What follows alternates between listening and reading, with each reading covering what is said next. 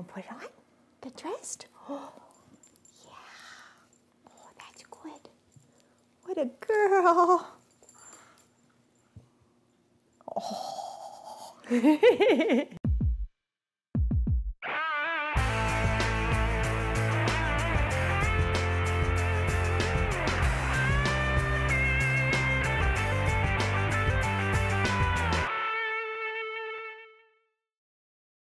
Hey everyone, welcome to Keep Shooting One Day, number 84. My name is Greg Cazillo from Cazillo.com. And I'm Kathy Azar from Catherine Azar Photography. Good and this girl, is Gracie. She sat right down in her little tutu today.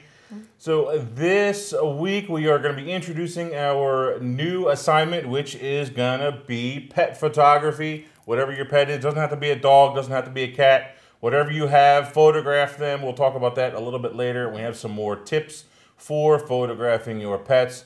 But first, we needed to go over the last assignment, which was number 26, just print it. So we picked two winners, and we didn't really talk about a number one. We picked the last two, but we didn't pick the number one. So I guess we're kind of doing that live.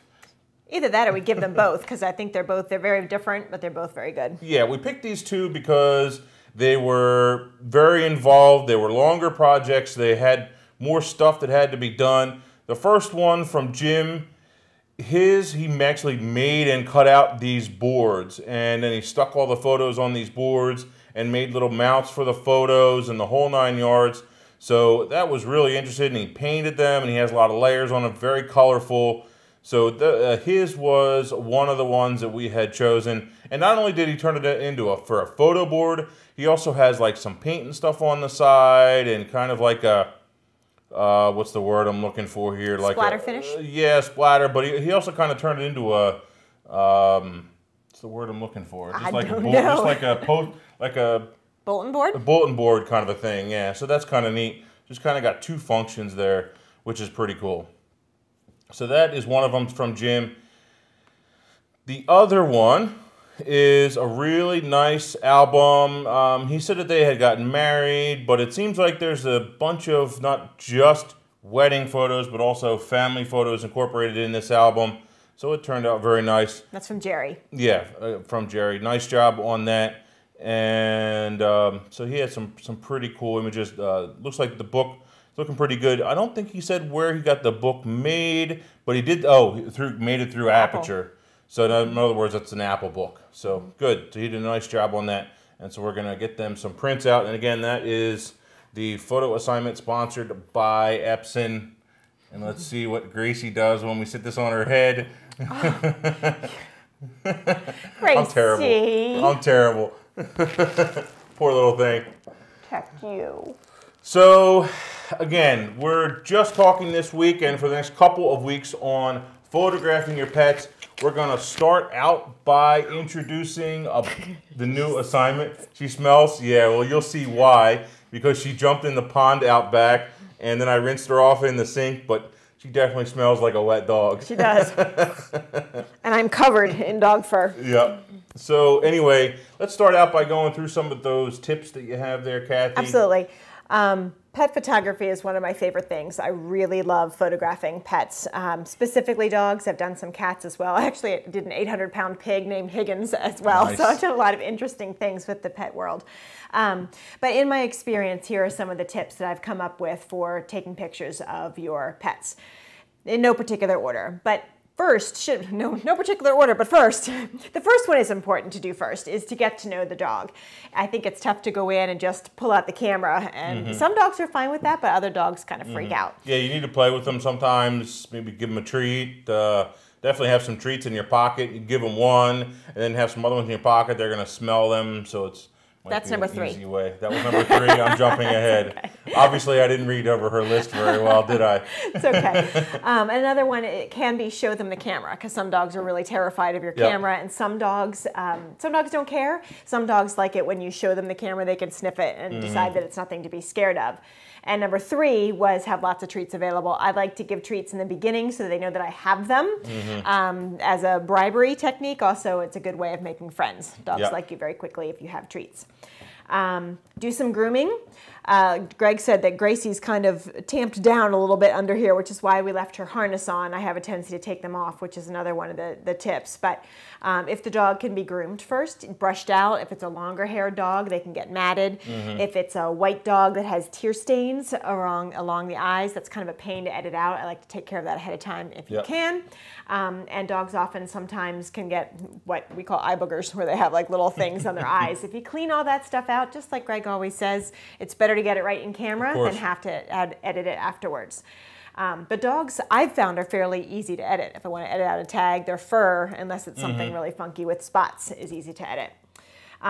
Again, I like to take off the tags, the harness, or the collar if desired. Sometimes it's good to have them on. Depends on the person, depends on the family, what they want. Exactly, and sometimes, like with something like this, I find it a little distracting. If it's just a collar, sometimes it can look really cute. Yeah, collar might not be that bad. It depends.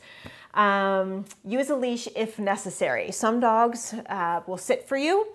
Sometimes it's fun to follow them around, which is another one of my tips. Do some posed as well as non-posed pictures. But sometimes you can just edit the leash out, which I've had to do on a number of occasions if the dog is a little photo shy. Have an assistant, especially if you need the leash. Another barker. Another barker, right, which is another one of mine. Bark, make noises, use squeaky toys or treats. Sometimes you can do it yourself, but sometimes the dog, when you bark at them, wants to come check you out. So you need someone to hold them in place. It depends. Sometimes having someone back with the dog, holding a little, not just a leash, but the groomer that I've worked with a lot has one of those slip leashes, so it's real thin, so it makes it easy to edit out as well. Squeaky toys. Squeaky toys was on here, barking, squeaky toys, treats. Focusing on the eyes is primarily the way I shoot, but you have to be very careful of your aperture. Some dogs, like a bulldog, whose whole face is right here, it isn't such a big deal. But if you have a bigger dog with a longer snout, like a German Shepherd, their nose is out here and their eyes are back here. So if you're shooting up close and you have a shallow depth of field, something's going to be out of focus. If you're focusing on the eyes, the nose will. You're definitely going to need to use a single focus point also. If you're on a wide area focus, it's going to probably choose the closest spot, which is going to be the nose, and then the eyes might be out. So make sure you're using a single point focus, and it'll be a little more accurate. I kind of give that as a given. I didn't even think of that because I just always do that. It's important because not a lot of people, especially beginners, they don't know how really.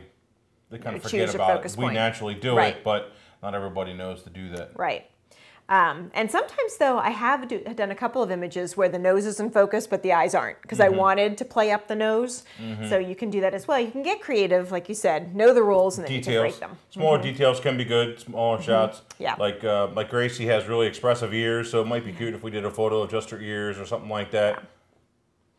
I said earlier, try both posed and natural shots, and I try not to go in with too many preconceived notions as to what I want, because dogs, like toddlers, cannot be coerced to do exactly what you want them to do. Most dogs, anyway, unless they're super really well trained and they'll do exactly what the owner says. Right. You know. And I've done a lot of those too, where I tell them to sit on the stump, and they'll sit on the stump. But that's when the leash comes in handy too, if you can hold them in position. And little dogs like this will often jump off of stuff that you don't think that they're going to jump off of. You know, if somebody walked in the door right now, she might jump off this table, even though it's 4 foot in the air. Which is why we're ready. she could. And I didn't think of that to add on here, but I will. But safety first, just like infants and toddlers. Be careful with what you're doing. Don't do something that the dog can't do, or put them somewhere where they're going to jump off that's too high for them to be. Props. Some people like the dog au naturel. Sometimes we like to do some props and some fun things. And I like both. I have a whole bevy of props that I can use with dogs. I didn't bring my bow ties, but we can show those next week. Okay. I have things, just some little things like, don't worry, I'm not going to put it on you, baby. I think we should start see what she does. I have hats. See how long it lasts on her head. Goggles. We had these on her earlier, and they're really cute. If you had like a little motorcycle jacket or something. See. I have elves costumes along with Santa costumes, and I've done a number of dogs in these at Christmas time. Halloween costumes. I have some pictures of Maggie with the I think the I remember pumpkin. seeing that photo. Yeah, on the background. Other little tutus with different colors. And like I said, I have a number of different bow ties and things too with the actual collar, and we'll show some of those next week. Another big thing is be patient, because dogs don't always cooperate, and so you have to get them calmed down sometimes and work with them. For you personally, dress in something that's comfortable and stretchy, because I like to get low, and that's my next tip, is to move around, get low, get high. There's sometimes when I'm lying on the floor with a dog like this, if she's on the floor and you want to get eye level, I am lying on the floor. So like right now, I am covered in dog hair, and if I'm at the groomer, when I'm taking, I told you. She heard something.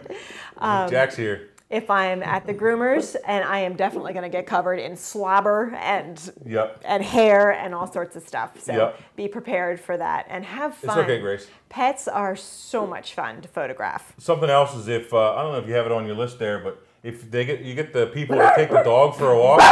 Hey. It's okay. It's okay, Grace. It's all right. Oh, I got you. Let it go. Let it go over and see him. Okay. If you get the family to take the dog out for a walk, I think that can be really good. And, get some energy out. Go for a walk or a run or a whatever. Get rid of some of that energy. That can help. And we can do more things on posing with families and pictures with families and dogs too. Absolutely. Speaking of which, you want to show a couple of those, and then we'll. Yeah, I meant to show them as we went along. And today. We've shown you this one when we were doing the framing. The reason I pulled it out is the focus on her eyes, and her nose is in sharp focus as well. Dog doesn't always have to be awake. Sometimes a sleepy picture, I could not get this dog to stay awake. And I think I showed you earlier that we can also post the picture of the dog with his big sister. The big sister was awake, and this dog was curled up next to the big sister, and that was very cute. Here's another one, nose in focus, eyes in focus. And this is with the fake back. This is not a real wall. This is a fake floor, fake backdrop, and actually a piece of the board that came from the New Hartford floor in my house as the molding. So you can do inside shots as well as out, and we'll be talking about that as well. This was another one of those panoramics I did for my dog groomer at Christmas time last year, and so we had a variety of different hats and fun things. She likes to dress up the dogs. This is one of the ones that was put together by Candid Color Systems. I took the photos, and then it's one of the panoramics that they put together, in individual pictures put together. Gotta start teaching you Photoshop. Dog hair in my nose. And this was, we'll probably show this again. This is a family that I did with 2 pugs. And you'll notice that the dogs and the kid are looking at me. The kid has a slightly puzzled look on his face because I was barking at them all. Hey, it works. Doing, lady. It works sometimes. It works. Exactly. So we have some footage of some photos that I did today of Gracie. So I think we're going to go through some of that footage and show you some of those photos. And we did some photos of her out back. Maybe I'll do another session. I don't know if I'm going to put it in today's or if I'm going to do it in next week's. I don't know. I'll figure out what I'm going to do. And anyway, stay tuned if there's more. Otherwise, I'll post another video coming up this week. That was a good list there. What do you have, 16, 15? Probably by the time we're finished, 16 and 17, adding on the ones that we thought of as we went. And I'm sure we'll add some more as we go along through the series. The photo assignment, once again, sponsored by Epson. The photos are due by September 26th at 5 p.m. Eastern, posted over to the forum. Post a few of them. It doesn't matter. Get shooting. Do a good job. Get a bunch of photos of your pets, whatever kind of pet it is. I want to see some interesting ones. I want to see like an iguana or see what people have. You know what? I pets. think the last time we did pets, there were some iguanas, and I don't think anybody did any fish. Birds might be interesting. It'll be interesting. We'll see. You know, but any kind of pet. One more thing that I thought of, my senior session I did a couple of weeks ago had a horse. And by the time we got out after hair and makeup, it was a little brighter than I wanted, so I tried to move her into the shade and use a reflector. The horse did not like the reflector. So again, safety first when you're thinking about anything pets. Big like that, if they're not used to it. Spooking the horse. I was aware of that, and we tried to open it up when we had it open. We didn't like pop it open. That would have sent her over the fence. But we tried to do it slowly, and the horse was still had she wasn't jumping, but you could tell by her eyes. Pay attention to the dog's physical demeanor, or the horse in that case. And so we just, it ended up, the horse was not afraid of flash, so we ended up using fill flash. So what works with one animal might not work with the other. Yeah, big camera. I've even had horses be afraid of big cameras. Just my, a D3 and a 70-200 in the flash. I've had them be afraid of that. So yeah, dogs are the same way. Some dogs are unfazed, and other dogs are terrified. Yep. So get your photos posted. We'll be doing more pet photo tips and showing some scenes and different dogs we're going to photograph. Maybe we'll even have a cat. We'll see what else we can get a hold of for the next couple weeks, or a couple assignments, or a couple of videos, I should say. So we'll keep them coming for you. I think that's it for today. So thanks, guys. Keep shooting. See ya.